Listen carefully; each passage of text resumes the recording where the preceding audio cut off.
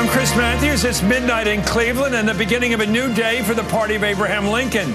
As the day just ended, the Republican Party, as of the first day just ended, the party has a new nominee for President of the United States named Donald J. Trump. It's now official.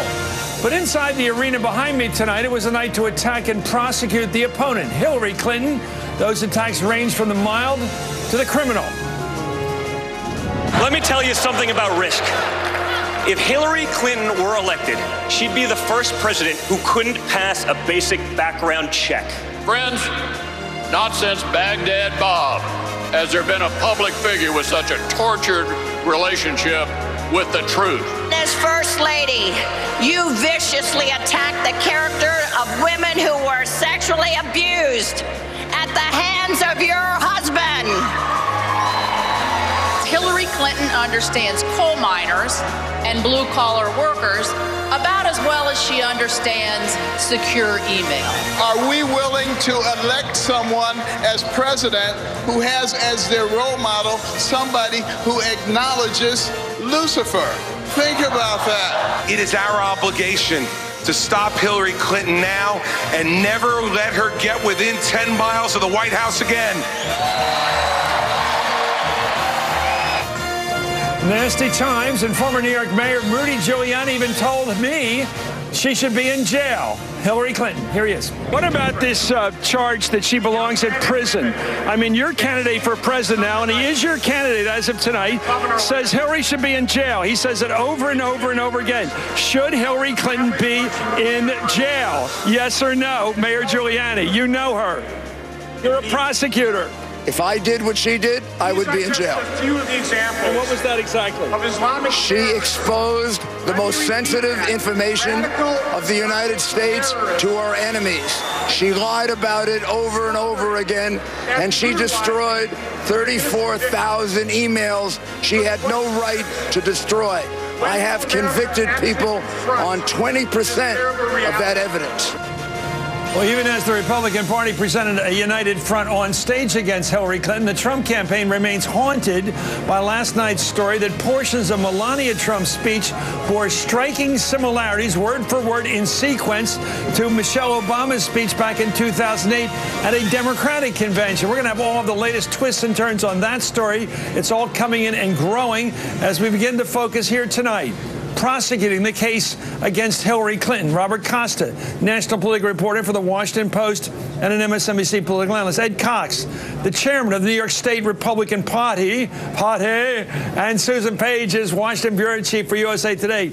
Ed Cox, thanks for joining us. Good to be with you. Rudy Giuliani, again tonight, and your candidate as of tonight, Donald Trump, says that your chances in November are so robust that you can take the Empire State. Explain. You can. When's the last time the Republican Party won New York State? 1984. Okay. But the really interesting time was 1980, which would be similar to that. No one expected Reagan to do as well as he did, and he got New York State in 1980. It's a big surprise, as well as taking all. How do you do that against the former senator of New York, Hillary Clinton? You do it the way Pataki did. You get a huge outpouring of votes upstate New York who are very unhappy with the present governor and their economic situation, the fact we can't develop natural gas, the amount of corruption that's going on with respect to Cuomo. You toss in that, the problems that Mrs. Clinton has, you could see a huge outpouring of votes upstate, and then we get over 30% in the city. That's all we need to get. We win. Okay, Ed Cox, let's go back to a couple of topics tonight. I want to start with Robert Costa. I want to jump ahead a bit, and we'll get back to it more later. What is the latest on who cribbed those portions of the speech by Melania Trump last night? And they were cribbed verbatim and in sequence. What we've confirmed is that two Bush speechwriters, John McConnell and Matt Scully, were commissioned to help contribute some kind of passage and theme to Melania Trump's speech. Their draft was scrapped. She ended up working mostly with Meredith McIver, a longtime Trump organization employee, a loyalist to the Trump family. A ballet person. Someone who's done ballet, also a ghostwriter for Trump, someone who helps Trump with public speeches and books. Did she take the material from Michelle Obama's speech and put it into Melania Trump's? At this point, It's unclear. All we know is that a few hands contributed to this. We haven't seen Melania Trump speak out about Meredith MacIver's role. Meredith MacIver has not responded to press requests. And McConnell and Scully, they say they did do an early draft, but they didn't have really a heavy hand in what happened. As your estimate now, is this a superficial wound or a puncture wound? In other words, is this the kind of political wound that stays there and gets infected and doesn't go away till it's opened up again? In other words, can they? I'm not a predictive guy, but I will say a lot of Republicans felt they recovered tonight in terms of the themes here on the second night of the convention. But because a lot of these questions remain unanswered, the story is going to continue because we still don't really know how the speech was written and who did what. Is she finished as a public figure until they get this settled? Can they bring her out again for Q&A? She didn't show up at Governor Pence's vice presidential rollout. She's an intensely private person covering the Trump campaign. But can she ever face the press again without answering these questions in detail? Who wrote it? Well, in the next interview Melania Trump has, people are going to ask her what she did with the speech. Okay, Mayor Giuliani told me tonight that Donald Trump can win the state of New York, as I said, as Ed Cox just did, the chairman of the party. Let's take a look at some more of my interview with, it was pretty rough stuff on Hillary. Here's Rudy Giuliani. Trump has been talking about carrying New York State. That is not something that's happened in years for your party. Donald Trump hasn't happened in years for anybody. So how can you count him out? You can't count him out. The man has an ability to reach regular Americans in a way I haven't seen since Ronald Reagan. You've worked a lot with Secretary Clinton, former Senator Clinton. You've known her a long time, going back to the early 90s, and yet you're part and parcel, including what you said last night, of a very tough indictment of her. Would you say to her face the kinds of things people are saying here about her being crooked Hillary? Is she crooked Hillary? Well, what I said last night is she gave America away to Putin when she negotiated to give away the nuclear defense of Poland and the Czech Republic, and she got nothing in return, and Putin took her measure as a weakling. Tonight, Susan, was relentless. Every speaker, man, woman, child, young person, older person, political veteran, civilian, family member, everyone came out and said Hillary ought to go to jail. And the people in the crowd were yelling, what? Lock her up. Lock her up is the new anthem of the Republican Party. But I must say, as an observer, it did unite the delegates. You know, it united the delegates. It made the case against Hillary. They didn't make the case for Donald Trump, though. And you heard Hillary Clinton's name over and over again. What's your estimate? Will it work? Well, you know, hard to believe these two candidates' negatives can get any higher than they are. They've reached record levels. Are they beating that horse, to use a bad metaphor?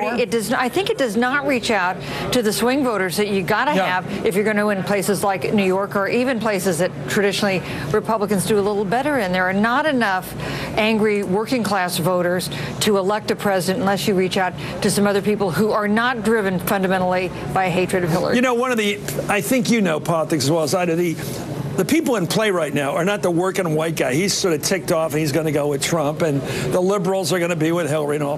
But the group that's sort of in play are, you might say, women in the suburbs. You read the paper, keep up. They're more moderate. They may be pretty much pro-choice, but they're Republicans. And did Donald Trump reach them tonight by trashing Hillary? Did he get to the suburban woman? Look, in the end, the acceptance speech is going to be looked at. And let me tell you, this 10% teapot about Melania, that's going to be over with the acceptance speech. How's it going to be over? The acceptance speech is key. Is he going to explain in the acceptance speech who cribbed the speech? Of course not. Okay. But it will wipe it out because people will be talking about the acceptance speech. Okay. Because that will be a definitive speech for her. And it's got to be more than just attack. It's got to be, here are the things in the country. It's got to reach to the level, not just of the head of government, but the head of state. Yeah. That people take a look and say, this is someone who, if something happened in the country, a tragedy, we would like that person to express the emotions of all the people in the country. Well, there's two things. He has to reach that level. I agree with you. There's a couple of things I think that are his strengths that he hasn't exploited. One is he does talk about the country in a way that's very tough, in a patriotic, conservative way, but he's very tough. Other guys talk about government and society like Bernie. He talks about the country.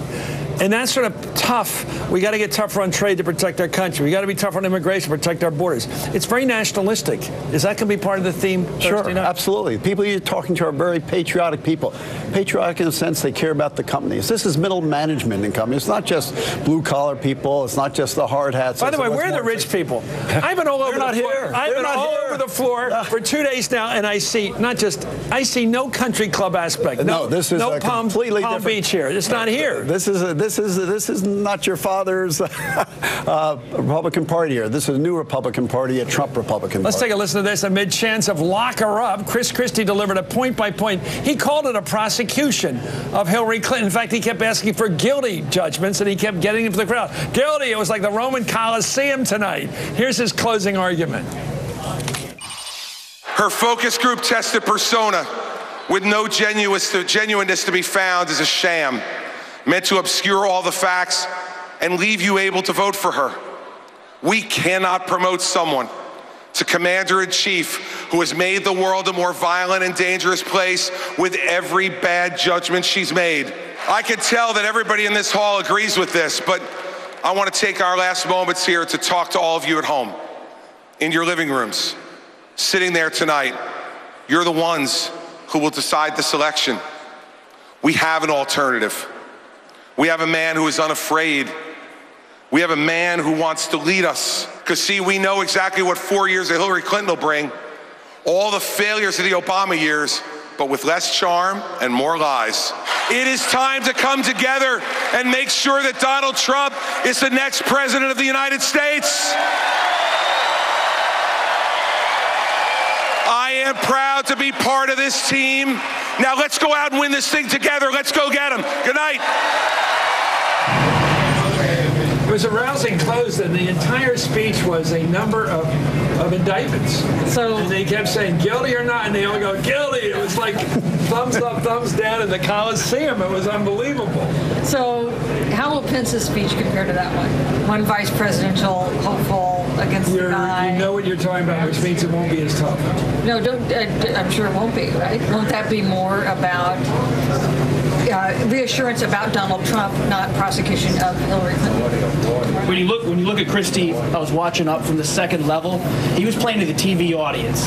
When the crowd kept saying "lock her up," he wasn't going along with it. He'd nod at the chants, but he wouldn't engage. He was speaking to that voter at home. He didn't really raise his tone. His volume was the same throughout much of the speech. He wasn't playing to the audience in this room. The other thing he didn't make against Clinton in his case, it wasn't ideological. This wasn't a left versus right argument. It was good versus bad. And she was evil. Guilty. I mean, it was the strongest charge about her. I mean, it was on every element of foreign policy, domestic policy, the emails, Benghazi, on every point. Guilty, guilty, guilty. But not a progressive, not from the left. Anyway, I want to thank you guys for being with us. Ed Cuts. It's always good to be with you. Guys, good luck in New York, I guess. The Empire State by watching election night to see how you're right or wrong. Susan Page, thank you very much. Robert Cousins, I think, sticking around. Coming up, I went caught up by